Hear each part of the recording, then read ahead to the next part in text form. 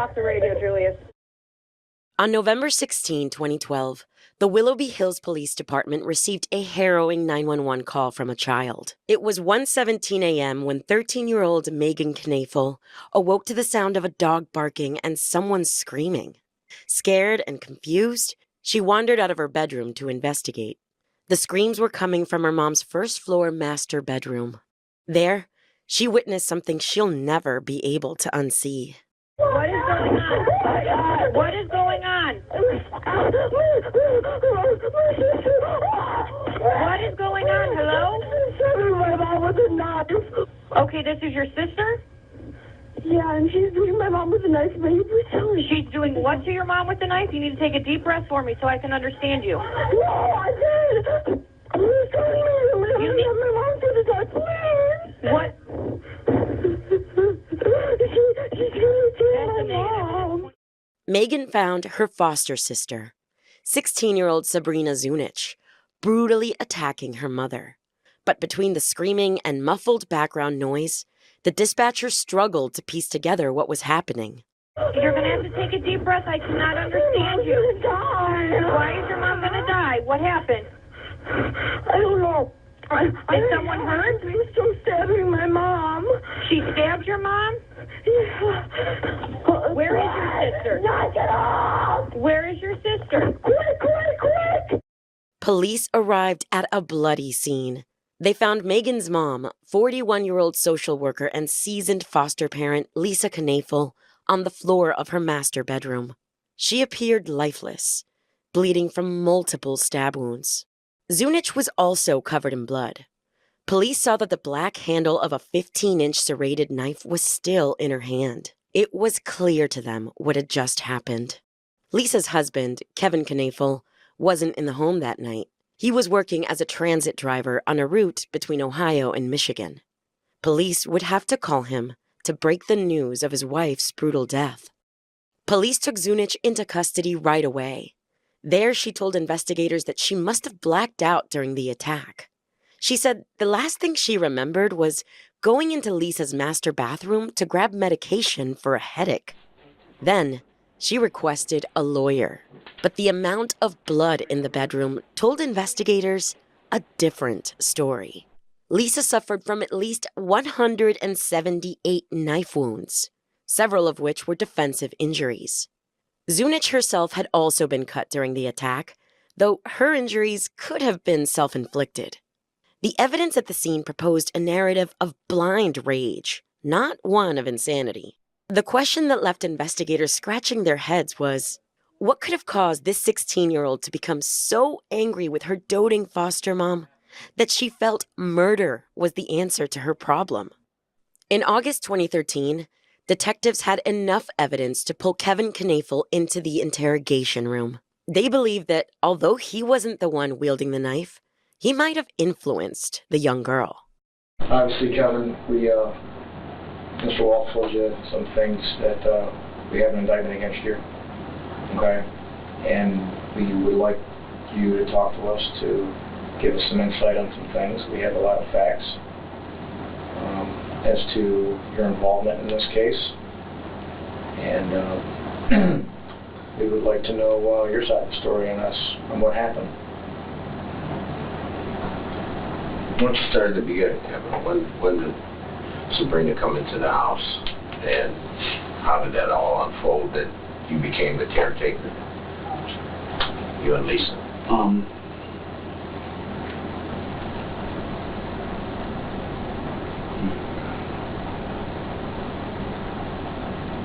It was June of last year. June of 2012? No, 11. So June of 2011. Okay.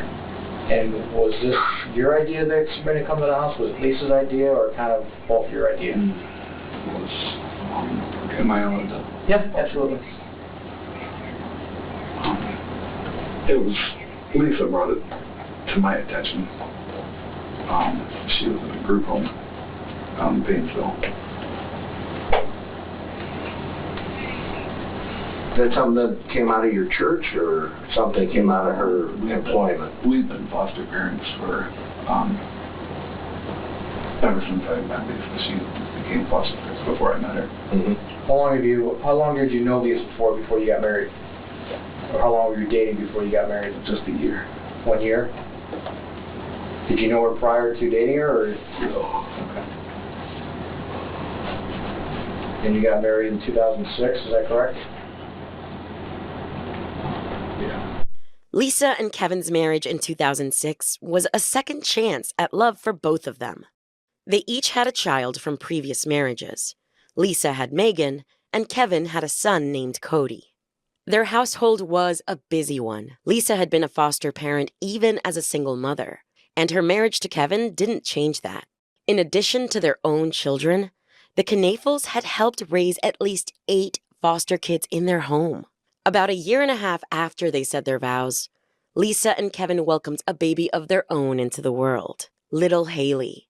The couple was overjoyed by the arrival of their new daughter. After she was born, they took some time off from fostering to adjust to their lives as parents to a newborn. But their family wasn't quite complete. Lisa still felt called to help other children. In 2011, the couple decided to make their return to fostering. When they got a phone call about a 16-year-old girl who was ready for placement, they happily agreed. So after about a year or so, who brings the conversation up about it would be a good idea to start fostering again?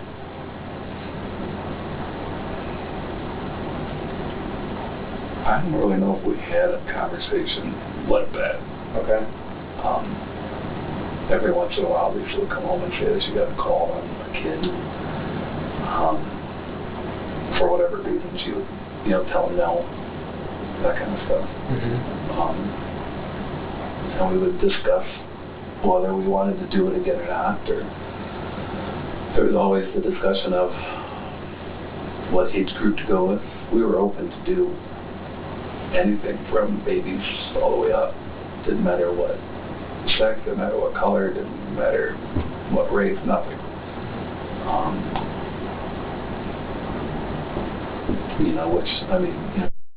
We're a Japanese mix and we're biracial. But it didn't matter. Mm-hmm. I mean, it was black. It's always about the well-being. That's it. And helping. Yeah. Right. That's what foster care is about. Yeah. We wanted to show these kids what it was supposed to be like to live in a somewhat normal family. Soon, they would welcome Sabrina Zunich into their family. But as it turns out, what followed was anything but normal. How did the discussion about Sabrina get brought up? I mean, obviously Lisa received a phone call, and she came home, and you guys had to discuss about something, right? Yeah. Okay.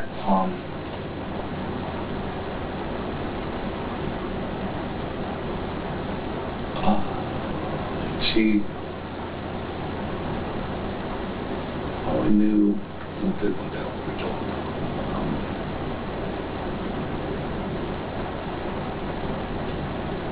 All I knew was she was in a group home. Mm-hmm.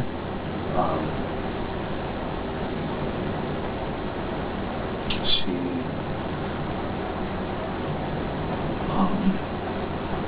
was taken from her parents, or there was something wrong with her parents, I think being drug addicts or something like that at a young age. She went to live with her grandma. Grandma was getting old, and Sabrina was taking advantage of that and running around the neighborhood. So the county came in and took custody of her, put her in a group home.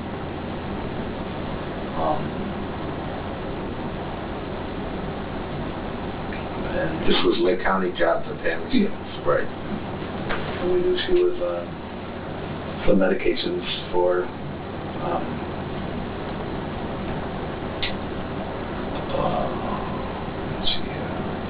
think she was bipolar.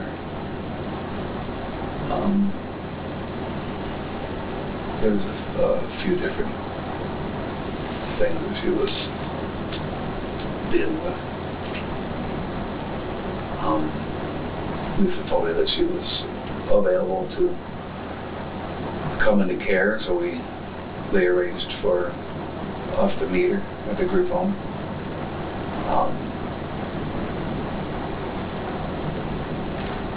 And I think the thing that interested us about her was the fact that she wasn't going to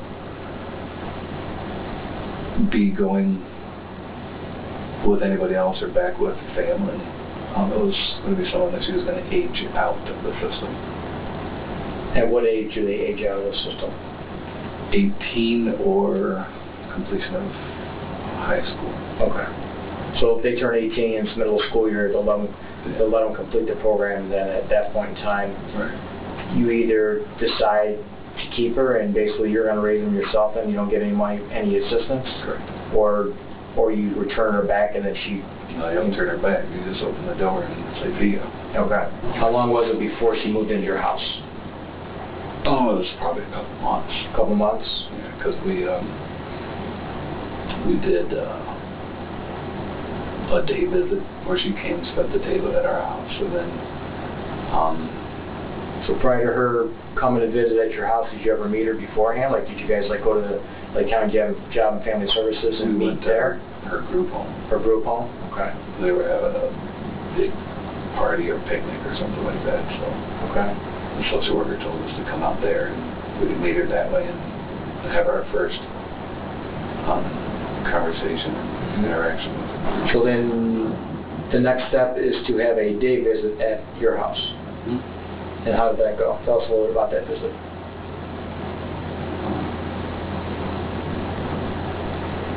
She came to the house and the kids played and we all did family stuff together, played outside. I can't remember exactly what we did, but she spent the day with us and then she went back to the group home. But it was nice. There was no drama, no issues, nothing like that. Correct? Okay. Well, what's the next step? There was a overnight visit, and then there was I think a whole weekend long visit, if I remember correctly. Okay. And at that point in time, is that when you and Lisa decided that you were going to keep her then, or was that decision made before that? No, we took it slow, and that's why we wanted to do the visits to see how she would intermingled with the family. Okay. And what did, I'm assuming that you and Lisa are having ongoing conversations about Sabrina? What is she saying about Sabrina? Like, is she saying that, she's a good addition, she can help with, help Megan with her homework, or, she can help, do things, she can help me, we can do things together as a family? All that. Okay. We didn't think that there was,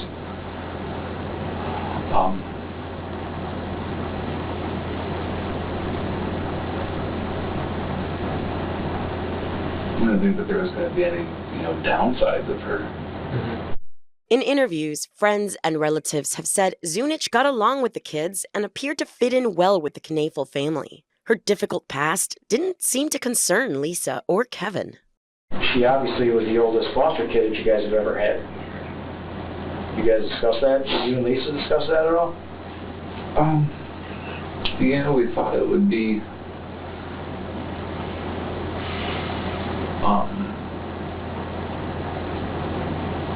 we thought that it would be easier. And I'm sure that the county told you about the baggage that Sabrina brought too, correct? You understood the emotional issues that she was dealing with and medications she was on. I mean, Jobs and Family Services put all that on the table. Yeah. She was on approximately 8 medications or so when she moved in with you guys? Yeah, it was like 8 or 9 medications. She's on a lot. Right. And then, obviously you're not a big medication guy, right? So you Never have been. and you attempted to get her, wean her off of those? Not myself. Not yourself, but you've encouraged or asked the doctors, Yeah. see if there's something we can do so she's not on so many medications. And then you got her down to, what, like 4 maybe? Not you, but the doctors. Yeah, three or four. And she seemed to be doing good, right? Yeah, she was doing great. So after the summer, played along with Santa Claus for the other kids, correct? She didn't ruin anything? Not that you were aware of? I'm pretty sure she didn't. Okay. And you guys take any trips during Christmas or anything?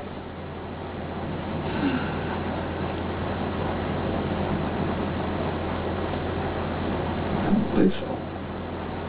Okay. So after Christmas break, she goes back to school.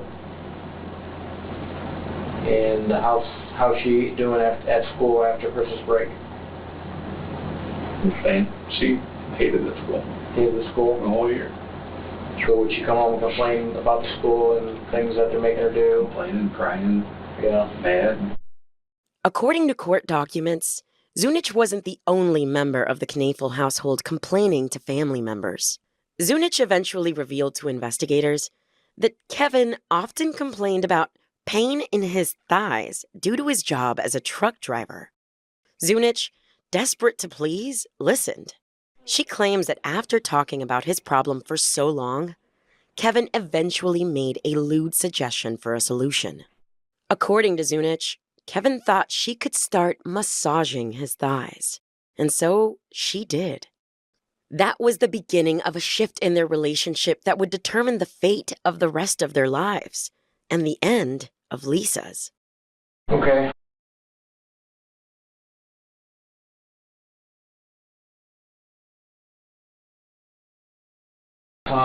So then she goes to school for a few months, and then the kids had spring break. She was fine at spring break. No issues at spring break.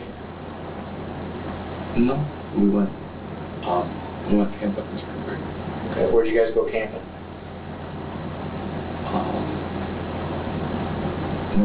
North Carolina. North Carolina? North Carolina. Remember where? Ooh.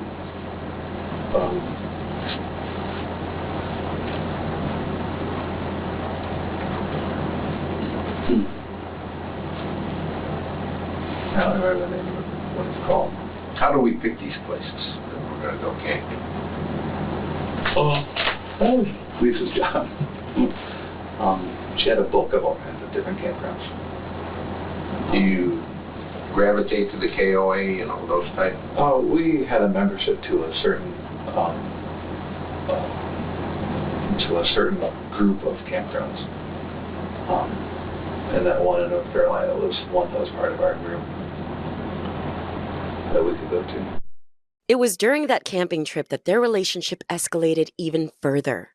Court documents reveal that while camping in North Carolina, the two became physically intimate. After that, Zunich claims she developed romantic feelings towards her foster dad. She changed his contact name in her iPod to Kevin Love and began buying him gifts, like underwear.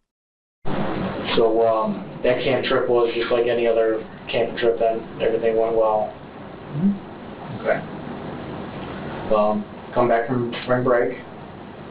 She taught us the last 2 months out at the tech center. Mm-hmm. Still complaining, but goes to school every day, does her homework. Yeah. When you come home from school and work.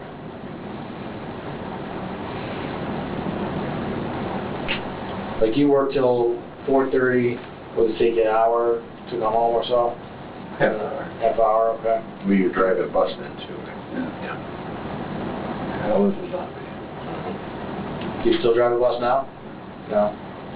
Okay. So when, so you would come home from work around what, 5? Officer Boardwalk, call dispatch. And would you go to sleep first, or would you go right to the bus garage? Go to sleep. Go to sleep, okay. And what time would you wake up? 6:30. 6:30? So you sleep from 5 to 6:30, wake up? Go to the bus garage. Yeah, we'll just say we got. I would drop Sabrina off at school on the way to the bus garage. Now, would Sabrina already be awake for school? Yeah. What about Megan? Varied. Okay. Obviously, Haley wasn't in school. Was she awake at that time? Okay. What about Lisa? That was hit or miss. Hit or miss. Sometimes she'd be awake, sometimes she wouldn't. Okay. Court documents state that the drive to school was only about 10 minutes. But those short morning commutes would become a key piece of evidence in the investigation of Lisa's death. During their time alone in the car, the two continued to engage in sexual activity. One teacher from Zunich's school even shared in an interview with NBC that he recalled a time when he noticed a suspicious interaction with Kevin and his foster daughter. The teacher claimed to have witnessed Zunich sitting between Kevin's legs while in the car. It seemed very odd and definitely inappropriate for any father-daughter relationship. There was an obvious tension in the home at this point. Zunich began finding herself in more and more arguments with both Megan and Lisa. Lisa began noticing that Zunich had developed a strange attachment to 3-year-old Haley. To Lisa and even outsiders, Zunich seemed overly maternal and possessive of the toddler. What was the relationship now with Sabrina and Lisa and you? How's everything gelling? And Megan and Haley. Yeah, the family unit. How's everything gelling?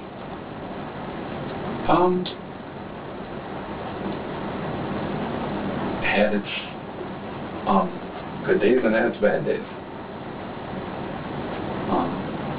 Tell us about the good days. The good days, everything went smooth. There was no problems. Kids did what they needed to do. Harmony in the home? Mm-hmm. Yeah. Tell us about the bad days. Bad days. You started out with Megan and Sabrina getting into it. Or Sabrina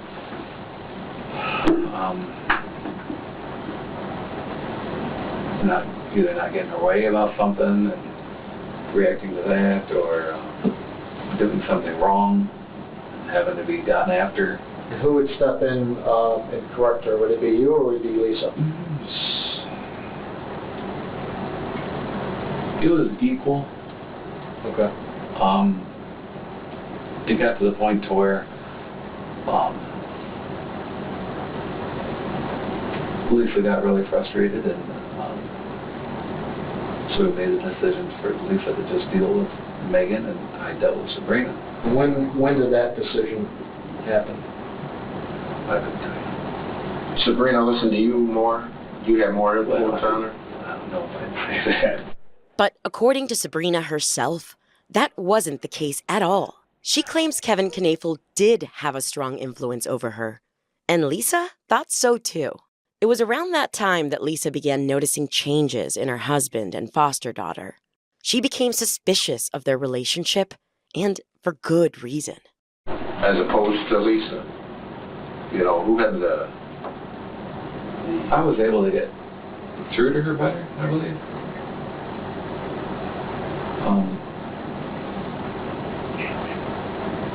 So obviously when you talked, she listened. Whereas Lisa, she talked and all she heard was wah, wah, wah, wah, wah. Probably a good analogy. Lisa made it clear to Kevin that she wanted Zunich out of the house. And luckily, her 18th birthday was Knaefels would have the option to open the door and say, "See ya," as Kevin put it to investigators. But, of course, that wasn't what Kevin had in mind. I laid it on the line to her from the get-go, telling her that what we were willing to do to help her, as long as she followed the program, she was more than welcome to stay in her house, even after she was out of care. And so she did. By the time that decision was made in October, Kevin and his foster daughter were already entangled in an ongoing sexual affair. Court documents show that the month prior, during their daily school drop-off routine, Kevin confided in Zunich that his wife was worth more dead than alive. He said they had purchased more than $750,000 worth of life insurance policies on Lisa. And with that money, he and Zunich could start a life together, just them and little Haley. Now, Zunich's preoccupation with the little girl was beginning to make sense to investigators. Zunich had been acting possessive of Haley because she thought Haley would soon be hers. They just needed to get Lisa out of the way. So, if you could elaborate more on how your relationship with Sabrina developed and evolved. Remember, Kevin, we asked you for the truth when we came here. If we're getting into all this stuff, aren't I supposed to have my lawyer here? But you know, that we explained to you when he read you your rights. But also we asked you for three things. I asked you for the truth, wanted to hear your side of the story. And we needed to talk to you. This is the time to clear the air. So, it's your decision. You know you have a choice in the matter. Well, I already have an attorney on record. I think he should be here for all this. Well, like I said, I'm only going to say the truth. I'm not going to lie about anything. Right. That's what I asked you for when we came in here. But you know we have the evidence. I have an 11-count indictment here. And I wanted to discuss the whole thing with you, the whole puzzle. You know, each piece of the puzzle we put together for the last 8 months. And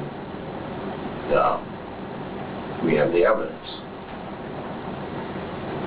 So, I mean, we are going to go forward with this, as you know, and as we are going forward with it now. The part you just asked me about, that's your decision, and that's, I wanted to work with you if I could, but, you know, I can't talk to you then.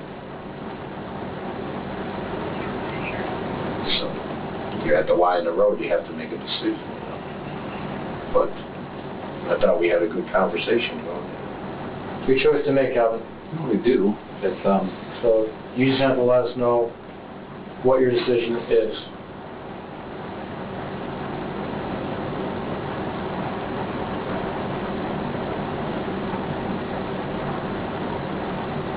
I should have a lawyer before we proceed. Okay. Thanks to Sabrina Zunich's willingness to come forward with details about Kevin's involvement in his wife's murder, investigators had enough to go on even despite Kevin's reluctance to share more during his interrogation. Kevin was indicted on charges of sexual battery, complicity to aggravated murder, and conspiracy to commit aggravated murder. In total, there were 11 charges against him. His trial took place in Lake County, Ohio in June 2014. Zunich testified in court that after she turned 18, Kevin confessed something huge to her. He didn't love Lisa anymore. He wanted out, but a divorce wasn't an option if it meant possibly losing custody of Haley. Their other option? Well, that involved Lisa and a pistol. The two plotted ways to shoot Lisa and make it look like an accident. Then, on the morning of November 15th, the day before the murder, Kevin shared a new idea with Zunich. He cried to her, allegedly threatening to take his own life if Lisa didn't end up dead first. Zunich agreed to get the job done. Then Kevin gave her some fatherly advice on how to kill her foster mom. It didn't take long for Kevin to begin calling around to cash in those life insurance policies on Lisa. He started spending the money shortly thereafter, too. All the while, his teenage sweetheart was in a jail cell awaiting sentencing.